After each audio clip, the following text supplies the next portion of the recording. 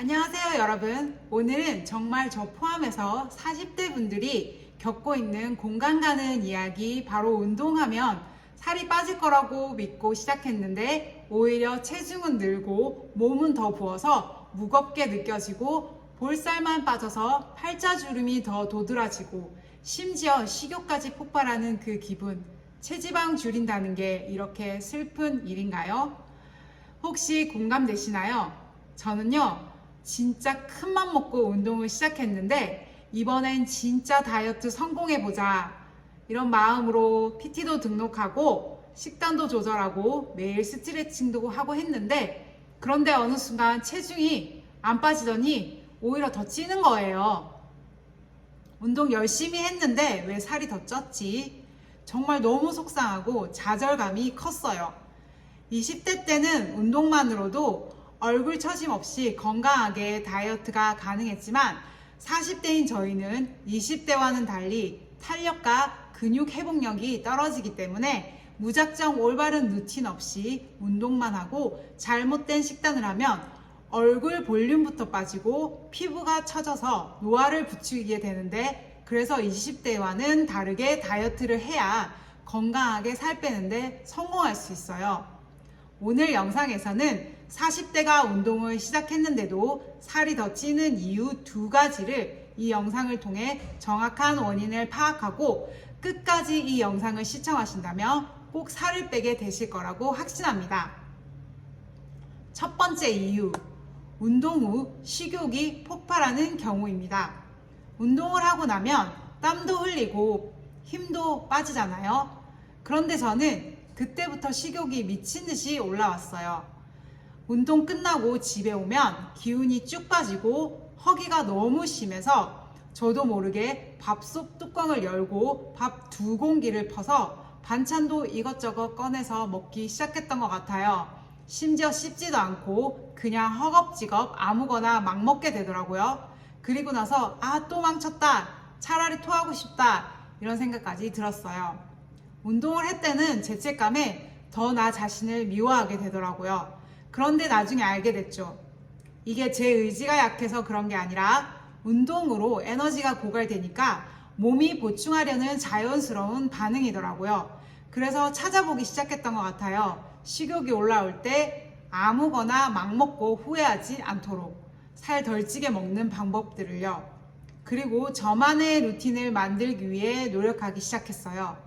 그 첫 번째 해결 방법으로는 식욕을 억제하지 말고 음식 먹는 순서를 바꾸자입니다. 운동 후에 배고픈 건 당연하고 그걸 억지로 참는 것보다는 음식을 먹는 순서를 바꾸면 살이 덜 찐다는 사실을 알게 됐어요. 이진복 원장님이 하신 말씀인데요. 먹는 순서가 살을 덜 찌게 할 수 있다고 하네요. 그래서 저는 이렇게 바꿨어요. 첫 번째, 식이섬유, 즉 야채를 먼저 먹는다. 두 번째는 단백질, 계란, 닭가슴살, 두부 같은 음식을 먹고 마지막으로 탄수화물을 먹는다입니다. 식후 여전히 출출할 때는 쿠키 같은 간식류를 먹어주면 혈당이 천천히 올라가고 폭식 욕구가 확실히 줄어들기 시작했어요. 또 하나 꿀팁을 알려드리자면, 밥이나 빵은 얼렸다가 데워서 먹으면 저항성 전분이라는 성분이 생겨서요, 혈당을 덜 올리고 포만감도 오래가고 살도 덜 찐다고 해요. 그러니 꼭 한번 빵이나 쿠키는 얼려서 해동 후 드셔보시면 좋을 것 같아요. 먹고 싶은 마음을 억누르지 말고 운동 후 올라온 식욕 욕구를 건강하게 풀 수 있는 방법을 꼭 찾아서 지속 가능한 다이어트 루틴을 찾는 것이 매우 중요해요. 두 번째 이유는 너무 적게 먹기 때문에 살이 찐다입니다. 이건 정말 많은 분들이 공감하실 건데요. 그런데 이렇게 적게 먹었는데 심지어 운동도 했는데 살이 안 빠지고 결국 올라간 몸무게를 보고 망연자실하여 식욕이 폭발해서 흡입하듯 폭식하게 된 경험들 다들 있으시죠? 그렇게 되면 또 후회하고 몸무게는 늘고 결국 나는 안 되는구나 하면서 운동도 놓게 되는 거 잘 압니다. 그래서 그 해결 방법으로는 기초대사량을 무너뜨리지 말자입니다. 운동을 하면 우리 몸은 더 많은 에너지와 영양소가 필요하게 된다고 해요. 근데 그걸 무시하고 너무 적게 먹으면 몸은 비상사태로 인식하고 지방을 더 비축하게 됩니다. 즉, 덜 먹는다고 살이 빠지는 게 아니라 오히려 더 살찌는 몸으로 변해버리는 거죠. 그래서 저는 이렇게 바꿨어요. 첫 번째, 운동 후에는 꼭 충분한 단백질 섭취와 적당한 탄수화물, 착한 지방을 꼭 챙겨 먹는다입니다. 즉, 내 몸의 기초대사량이 너무 줄지 않도록 식사량을 잘 유지하고 식후에도 여전히 출출할 때 건강한 간식을 챙겨 먹어요. 예를 들면 아몬드는 하루에 20알 정도 먹어주면 좋다고 해서 배가 너무 고플 때는 아몬드 5알, 6알씩 나눠서 먹어주고 견과류가 많이 들어가고 당이 낮은 저당, 저탄수화물 쿠키 등을 먹어주고 있습니다. 그리고 두 번째는 좋아하는 음식을 요리하는 방법을 바꿔도 칼로리는 낮추고 건강하게 충분히 먹으며 포만감을 유지할 수 있는데요.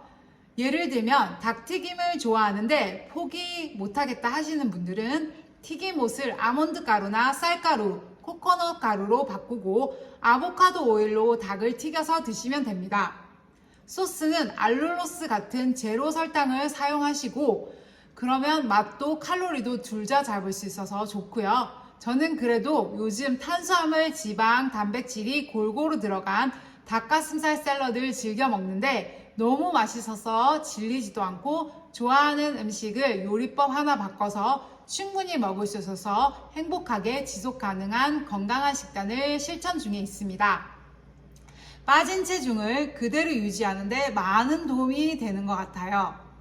그러니까 식단은 양보다는 질, 그리고 올라간 몸무게를 보고 포기하는 것이 아니라 이 다이어트를 계속해 나갈 수 있는 지속 가능한 방법을 찾는 게 가장 중요한 핵심 같아요.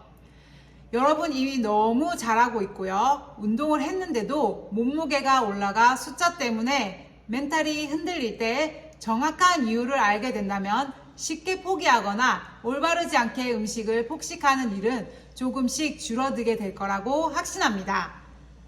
오늘도 운동하고 있는데 살이 안 빠진다고 스스로 자책하지 마시고 그건 내가 잘못해서가 아니라 몸이 아직 익숙하지 않아 올바른 루틴을 만들어가는 과정이다 라고 생각하시고 끝까지 잘해내시길 응원합니다.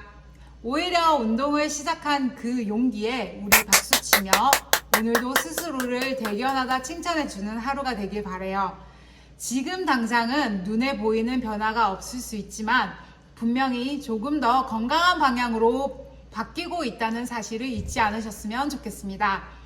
저도 지금 이 길을 같이 걷고 있고 과거 78kg에서 현재 63kg까지 뺄 수 있었던 이유는 뺄 수 있다는 믿음과 오랫동안 지속 가능한 루틴을 하나하나 찾아가는 과정 속에서 포기하지 않고 노력했던 긴 시간들이 결국 지금의 결과로 이어지고 있는 것 같아요. 같이 천천히 건강하게 변화해 보시면 좋겠습니다. 오늘도 영상 봐주셔서 정말 감사드리고요. 다음 영상에서 또 이야기 나눠요. 감사합니다. 안녕.